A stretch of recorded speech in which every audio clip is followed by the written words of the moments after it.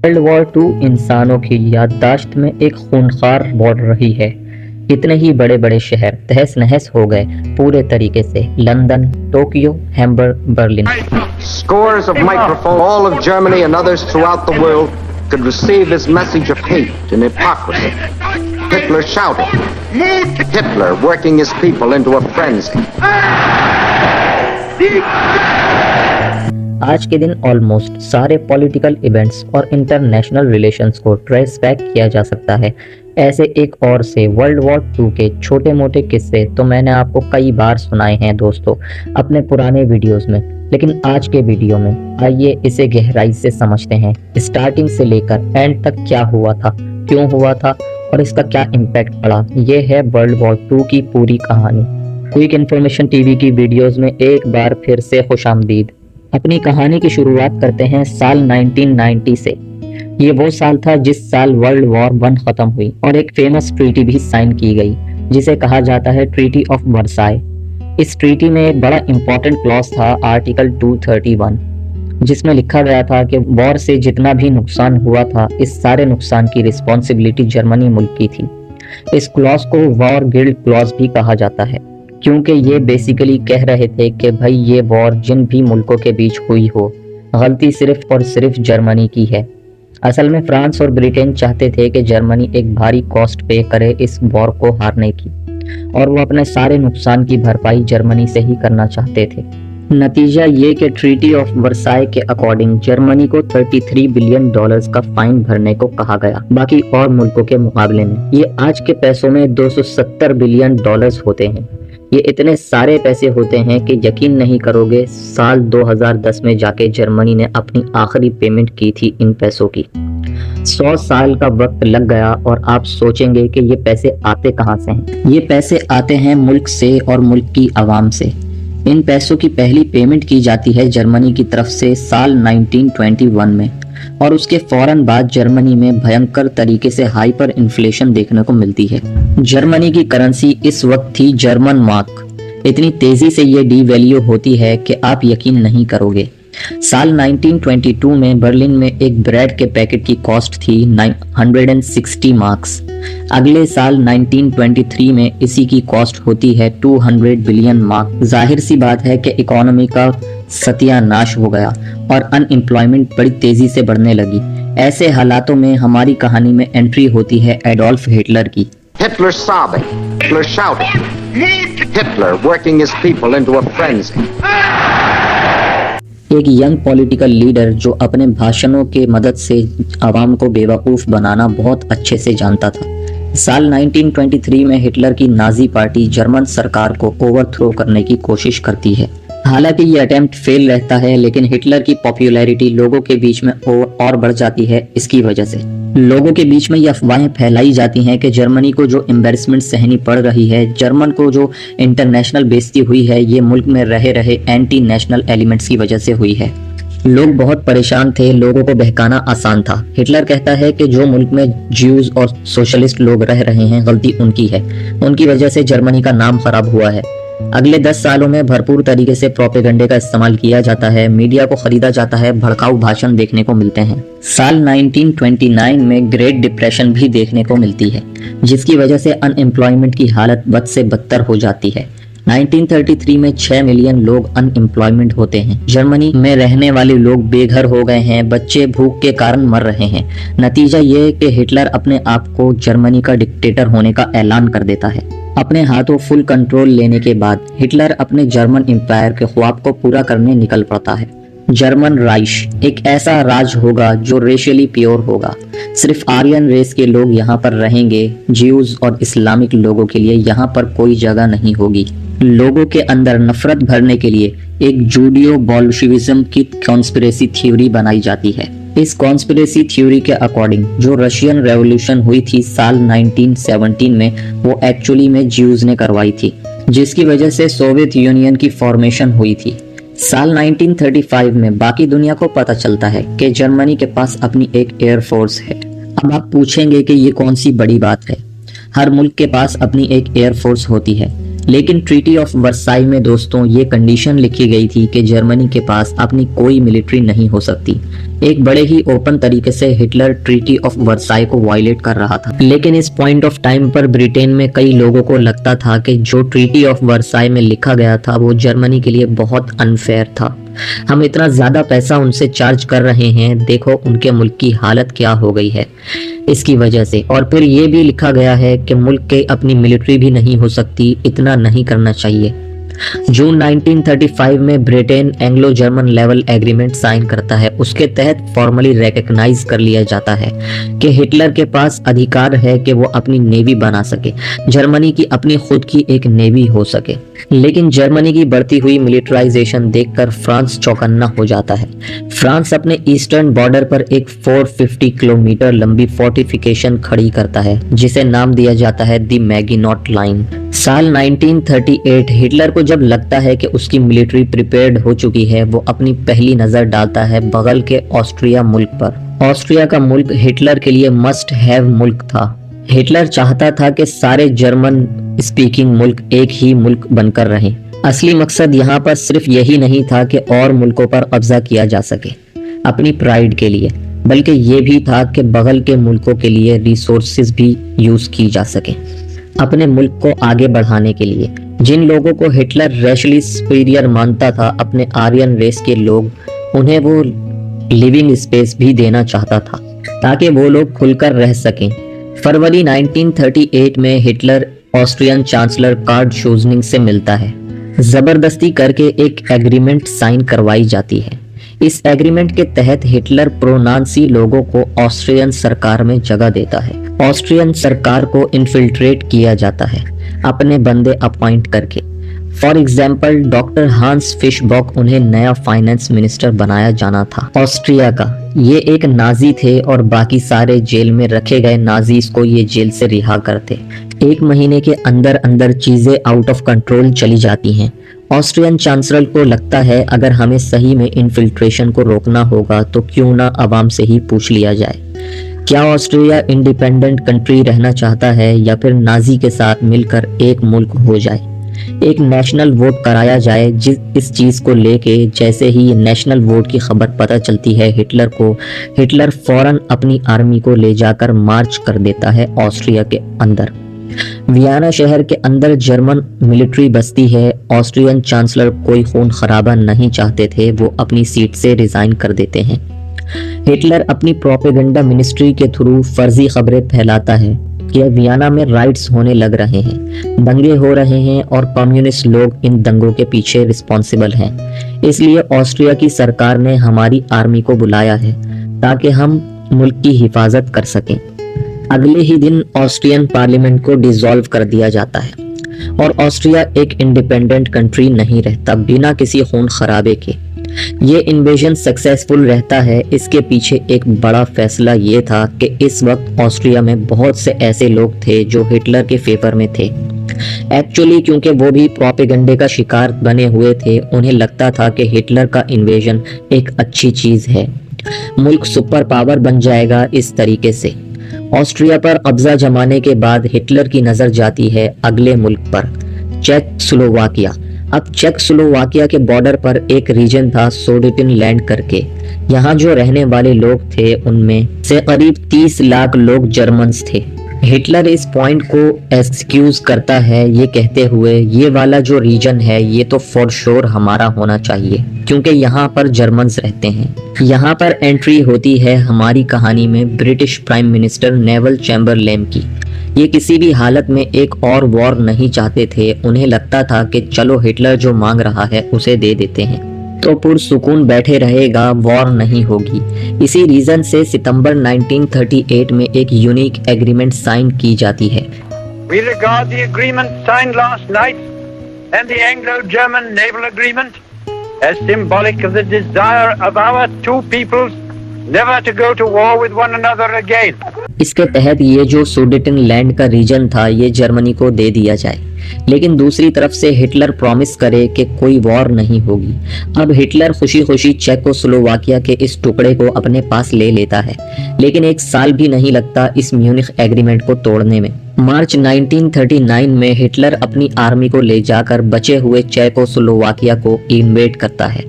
पहली बार यहाँ पर थोड़ी सी लड़ाई होती है, लेकिन बड़ी ही आसानी से जर्मनी इसे जीत जाता है और मुल्क को दो हिस्सों में स्प्लिट कर दिया जाता है। एक जर्मन टेरिटरी में इंक्लूड कर लिया जाता है एक हिस्सा मुल्क का, और दूसरा एक नाजी क्लाइंट स्टेट बनाई जाती है, एक पपेट सरकार बनाई जाती है स्लोवाकिया रिपब्लिक के नाम से। ब्रिटिश प्राइम मिनिस्टर चैम्बर ने इनको बहुत क्रिटिसिज्म झेलना पड़ता है। विंस्टन चर्चिल ने बड़े फेमसली कहा था इस पॉइंट ऑफ टाइम पर, you were given the choice between war and dishonour, you choose dishonour and you will have war. Hitler की नजर अब अगले मुल्क पर पड़ती है जो कि है पोलैंड का मुल्क। पोलैंड पर कब्जा जमाने के लिए हिटलर बड़ी चालाकी से सोवियत यूनियन के साथ एक नॉन एग्रेशन पैक्ट साइन करता है साल 1939 में। ऊपर से देखकर लगेगा कि हिटलर तो सोवियत यूनियन और कम्युनिस्ट से नफरत करता था, ये कैसे कर लिया। उसके पीछे सिर्फ मकसद था पोलैंड को इन्वेड करना। सोवियत यूनियन भी पोलैंड का हिस्सा चाहता था, तो इस सिचुएशन में दोनों मुल्कों के इंटरेस्ट एक दूसरे से मिलते थे। 1 सितंबर 1939 करीब 10 लाख जर्मन ट्रूप्स पोलैंड की तरफ चलने लगते हैं। ये प्लान कर रहे हैं कि नॉर्थ और साउथ दोनों तरफ से हमला किया जाए। इस टाइम पर बाकी मुल्क देखकर हैरान रह जाते हैं। यूके और फ्रांस को लगता है ये तो अब हद पार हो रही है। अगर इसी तरीके से हिटलर एक के बाद एक मुल्क पर कब्जा करता गया तो अगला नंबर हमारा भी आएगा। दुनिया का क्या होगा, अब हम और टॉलरेट नहीं कर सकते। यूके एक अल्टीमेटम देता है हिटलर को, पोलैंड पर इन्वेशन किया तो यहाँ पर हम वॉर डिक्लेयर कर देंगे जर्मनी के अगेंस्ट। हिटलर इस अल्टीमेट को इग्नोर कर देता है, जिसके चलते यूके की ऑफिशियली डिक्लेयर कर देता है जर्मनी के अगेंस्ट वॉर। इसके बाद France, Australia, New Zealand, south Africa और कनाडा भी वॉर डिक्लेयर कर देते हैं जर्मनी पर, क्योंकि prime minister naval Chamberlain announcement में ब्रॉडकास्ट करते हैं रेडियो पर। लेकिन ये जो पॉइंट ऑफ टाइम था दोस्तों, यहाँ पर वर्ल्ड वॉर 2 एक्चुअली में शुरू नहीं हुई। इस पीरियड को खूनी वॉर करके पुकारा जाता है। मतलब ऐसे ही झूठ मूठ की वॉर कहने के लिए इन सारे मुल्कों ने जर्मनी पर कर दी थी, लेकिन इनमें से किसी भी मुल्क ने पोलैंड को मिलिट्री सपोर्ट नहीं दिया था। और पोलैंड की अपनी आर्मी बहुत ही ओल्ड फैशन थी। ये अभी भी घोड़ों का इस्तेमाल करते थे अपनी आर्मी में जर्मनी की मिलिट्री स्ट्रेटजीज के सामने। ये बिल्कुल भी नहीं टिक पाए और ना ही ब्रिटेन ना ही फ्रांस उन्हें बचाने आ पाया। करीब 13 लाख लोग पोलैंड की तरफ से मोबिलाइज हुए थे, लेकिन एक हफ्ता भी नहीं लगा जर्मन आर्मी को इन्हें हराने में। 8 सितंबर 1939 जर्मन ट्रूप्स पोलैंड पर कब्जा जमा लेते हैं।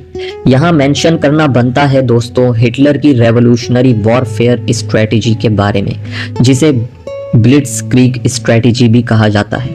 इसकी मदद से हिटलर ने काफी मुल्कों को सक्सेसफुली इन्वेड किया। ये एक ऐसी मिलिट्री स्ट्रेटजी थी जिसमें स्पीड और स्टेल्थ पर फोकस किया जाता था।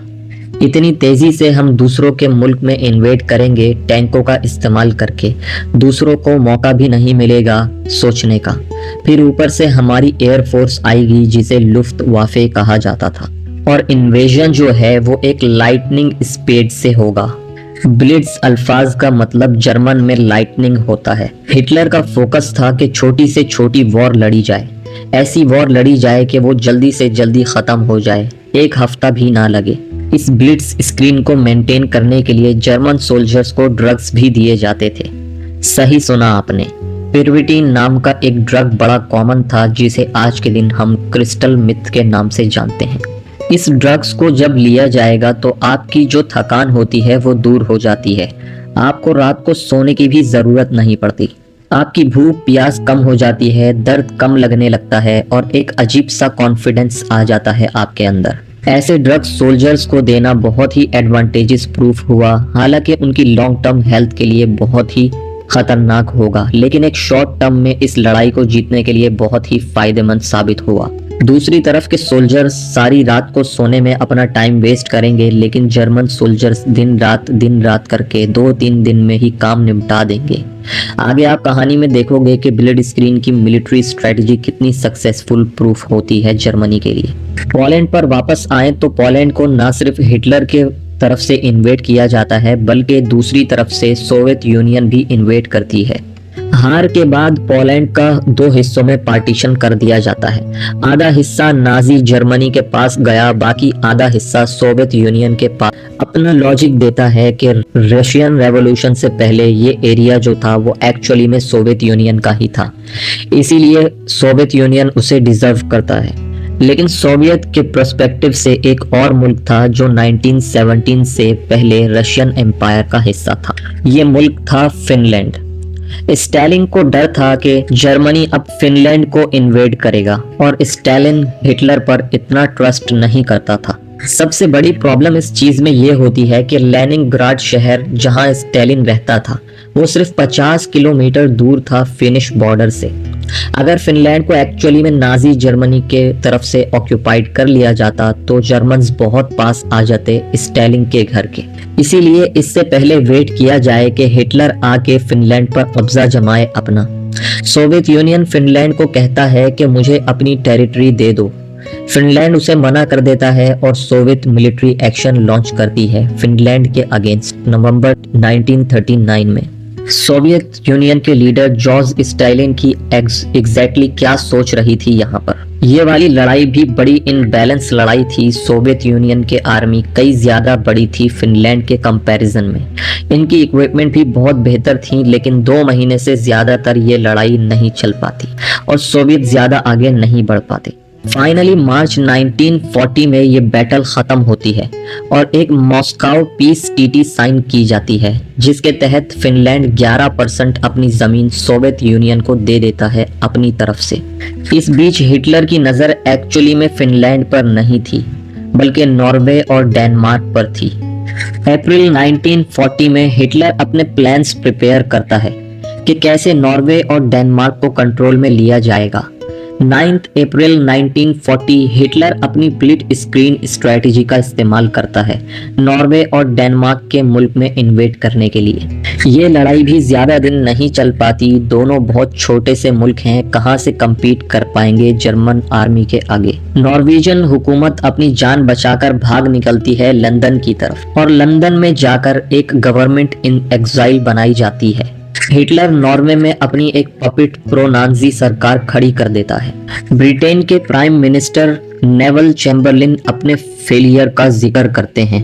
फेलियर ये कि वो अपने आसपास के इतने सारे मुल्कों को बचा नहीं पाए नाजी इन्वेजन से। इसी के चलते 10 मई 1940 को वो अपना इस्तीफा दे देते हैं प्राइम मिनिस्टर की पोजीशन से। प्राइम मिनिस्टर की कुर्सी पर बैठने की रिस्पॉन्सिबिलिटी अब मिलती है इन फेमस विंस्टन चर्चिल को। सेम डे 10 मई को हिटलर एक हमला लॉन्च करता है फ्रांस, बेल्जियम, नेदरलैंड्स और लग्जमबर्ग के मुल्कों के खिलाफ। ये एक ऑल आउट वॉर का ऐलान था। सबको दिख रहा था कि हिटलर अब रुकने वाला नहीं है। मैंने वीडियो के शुरू में बताया था कि कैसे फ्रांस ने एक मैगिनॉट लाइन बनाई थी। उन्हें पहले से ही डर था कि हिटलर कहीं उनके मुल्क पर हमला ना कर दे, तो उन्होंने बॉर्डर पर दीवार बनानी शुरू कर दी। अब इस दीवार के पास फ्रेंच ट्रूप जाकर खड़े हो जाते हैं अपने मुल्क को बचाने के लिए। बेल्जियम और लग्जमबर्ग के बॉर्डर्स पर एलाइड फोर्सेस खड़ी हैं अपने मुल्कों को बचाने के लिए। हिटलर अपने ट्रेडमार्क ब्लिट्जक्रीग स्ट्रेटजी का इस्तेमाल करता है। 1000 से ज्यादा फाइटर बॉम्बर एयरप्लेन, जमीन पर करीब 30 लाख लोग जर्मन आर्मी के पास थे ऑफेंस के लिए। इस लड़ाई को कहा जाता है battle of France. German troops को 3 ग्रुप्स में डिवाइड किया जाता है, ए, बी और सी। ग्रुप बी का काम था कि वो नेदरलैंड्स में हमला बोले और फिर बेल्जियम में जाकर एलाइड फोर्सेस के साथ लड़े। ग्रुप सी का काम था कि वो मैगिनॉट लाइन पर जाकर हमला बोले। और अब आप पूछेंगे ग्रुप ए का काम क्या था? ग्रुप ए एक्चुअली में एक मास्टर प्लान था। ग्रुप सी का जो हमला था मैगिनॉट लाइन पर, वो सिर्फ एक डिस्ट्रैक्शन था ताकि ग्रुप ए छुपके से अपना मास्टर प्लान कर सके। फ्रांस के अंदर एंटर करना आर्डिनेंस फॉरेस्ट के थ्रू। ये फॉरेस्ट एक बड़ा जंगल था जिसे फ्रांस के मिलिट्री एक्सपर्ट्स मानते थे कि ये बड़ी फोर्ट्रेस की तरह है। जर्मनी आर्मी कभी भी इस जंगल के थ्रू नहीं आएगी क्योंकि आना बहुत ही मुश्किल होगा। उन्होंने बिल्कुल भी एक्सपेक्ट नहीं किया था कि जर्मन आर्मी एग्जैक्टली इसी फॉरेस्ट के थ्रू आएगी। 40,000 से ज्यादा मिलिट्री व्हीकल्स का इस्तेमाल करके ग्रुप ए इस फॉरेस्ट के थ्रू घुसता है। 15 मई 1940 को ये सीडान को कैप्चर कर लेते हैं और नॉर्थ में ट्रेवल करते हैं। जो ब्रिटिश आर्मी और फ्रेंच आर्मी के सोल्जर्स एक्चुअली में बेल्जियम में लड़ रहे थे ग्रुप बी के साथ, उन्हें बड़ा झटका लगता है देख कर के अचानक से यहाँ पर इतनी बड़ी फोर्स उनके पीछे से आ गई। इन सोल्जर्स को 3 जगहों से घेर लिया जाता है। नाजी आर्मी की तरफ से भागने का सिर्फ एक ही रास्ता बचता है, समंदर की तरफ, डंकर्क के पोर्ट के पास। वहीं से ये भागने का प्लान बनाते हैं। डंकर्क में जो होता है, ये वर्ल्ड वॉर 2 की कहानी में एक तारीखी मोड़ था। बात क्या थी कि करीब 4 लाख एलआई ट्रूप्स डंकर्क के बीचेस पर फंसे हुए थे। एलाइड अल्फाज का जब मैं इस्तेमाल कर रहा हूँ, इसका बेसिकली मतलब है ब्रिटिश और फ्रेंच आर्मी। जो मुल्क हिटलर के खिलाफ फाइट कर रहे थे, उनके ग्रुप्स को, उनके कोलिशन को एलाइज कहा जाता है, और जो लोग हिटलर के साथ फाइट कर रहे थे उन्हें एक्सिस पावर्स कहा जाता है। तो इन सोल्जर्स को टाइम पर बचाना बहुत जरूरी था क्योंकि बड़ी तेजी से नाजी की आर्मी वहां पर आगे बढ़ रही थी। इनके पास बचने का कोई रास्ता नहीं था, समंदर के थ्रू ही इवैक्यूएट कर सकते थे। अगर टाइम पर नहीं किया तो 4 लाख ट्रूप्स यहाँ पर मारे जाएंगे। बहुत बड़ा झटका लगेगा ब्रिटेन और फ्रांस को, शायद वो अपने मुल्क भी हमेशा के लिए खो दें। विंस्टन चर्चिल एक प्लान बनाते हैं इन सोल्जर्स को इवैक्यूएट करने का। 26 मई 1940 को ऑपरेशन डायनेमो लॉन्च किया जाता है। मिलिट्री हिस्ट्री के तारीख में आज तक का सबसे बड़ा इवैक्यूएशन। जमीन पर जर्मन आर्मी ऑलमोस्ट बीच तक पहुंच चुकी थी, ट्रूप्स पर फायर करने लग रही थी। आसमान में जर्मन एयरफोर्स बीच पर हमला कर रही थी। क्रिस्टोफर नॉलन की एक बड़ी तारीखी फिल्म है डनकर्क नाम से, जो यहाँ हुए वाकये की बड़े ही अच्छे तरीके से नुमाइंदगी करती है। इस फिल्म में 3 जगहों पे फोकस किया जाता है इवैक्यूएशन के लिए। पहला, ब्रिटिश रॉयल एयरफोर्स का काउंटर अटैक। जो ब्रिटिश जहाज यहाँ बचाने आ रहे हैं एलाइड सोल्जर्स को, ब्रिटिश एयरफोर्स उन्हें कवर दे, उन्हें प्रोटेक्ट करे। दूसरा, इंग्लिश चैनल्स में मौजूद कुछ प्राइवेट फिशिंग बोट्स हैं, ये आम सिविलियन लोग हैं जो इवैक्यूएशंस में मदद करने के लिए निकल पड़ते हैं। और तीसरा, डनकर्क के बीच पर जो कहानी चल रही है, लोग अपने आप को बचाने की कोशिश कर रहे हैं, एक दूसरे की मदद कर रहे हैं। 4 जून 1940 करीब 3.5 लाख सोल्जर्स को सक्सेसफुली इवैक्यूएट कर लिया जाता है, जैसे कि आपने फिल्म में भी देखा होगा। लेकिन बुरी खबर ये होती है कि ज्यादातर मिलिट्री इक्विपमेंट फोर्सेस का खत्म हो जाता है इस इवैक्यूएशन में। कुछ दिन बाद 27 जून 1940 फ्रांस हिटलर के सामने सरेंडर कर देता है। इस पॉइंट ऑफ टाइम पर जो इटली मुल्क था, वहां भी एक डिक्टेटर का राज था, मोसोलिनी नाम से। वो हिटलर के साथ अलायंस बनाता है फ्रांस के खिलाफ जंग छेड़ने के लिए। जो इटली और जर्मनी की अलायंस बनती है उसे पैक्ट ऑफ स्टील कहा जाता है। ये दोनों मुल्क फ्रांस और ब्रिटेन के खिलाफ वॉर डिक्लेयर करते हैं 10 जून को। तो जुलाई 1940 तक सिचुएशन कुछ ऐसी है कि हिटलर ने अपने आसपास के सारे मुल्कों पर कब्जा जमा लिया है। Austria, Poland, Denmark, Norway, Belgium, Luxembourg, Netherland और फ्रांस। इस पॉइंट ऑफ टाइम में यूरोप में अब सिर्फ 3 बड़े मुल्क बचे हैं, हिटलर का जर्मनी, ब्रिटेन और सोवियत यूनियन। जर्मनी और सोवियत यूनियन के बीच में एक पीस एग्रीमेंट है, तो हिटलर को सोवियत यूनियन से डरने की कोई जरूरत नहीं। सोवियत्स कभी हमला नहीं करेंगे जर्मनी पर। ब्रिटेन अकेला मुल्क है अब जो जर्मनी के खिलाफ खड़ा है। अब आप पूछोगे कि अमेरिका का क्या? अमेरिका दोस्तों वर्ल्ड वॉर 2 में इन्वॉल्व नहीं हुआ है। अमेरिका ने अपने हाथ पीछे रखे हुए हैं क्योंकि वर्ल्ड वॉर 1 में जो हुआ था उसके बाद अमेरिका ने कहा कि मुझे कोई इंटरेस्ट नहीं है यूरोप में जो भी होता रहे, मैं अपने हाथ दूर रखूंगा यहाँ से। तो ये बात बड़ी साफ है कि अगर इस टाइम पर लड़ना बंद कर दिया जाए तो हिटलर इस वॉर को जीत चुका है। इतना बड़ा अपर हैंड है हिटलर के पास, तो फिर कैसे होता है ये कि सिचुएशन पलट जाती है और ब्रिटेन जर्मनी को हरा पाता है।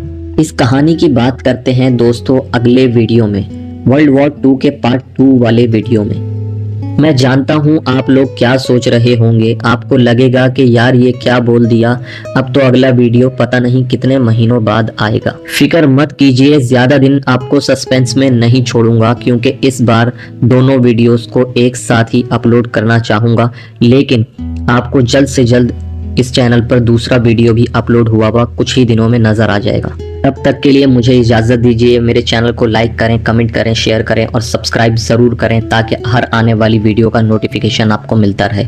मिलते हैं अगली ही इंटरेस्टिंग वीडियो में। अपना बहुत ख्याल रखिएगा। अल्लाह हाफिज।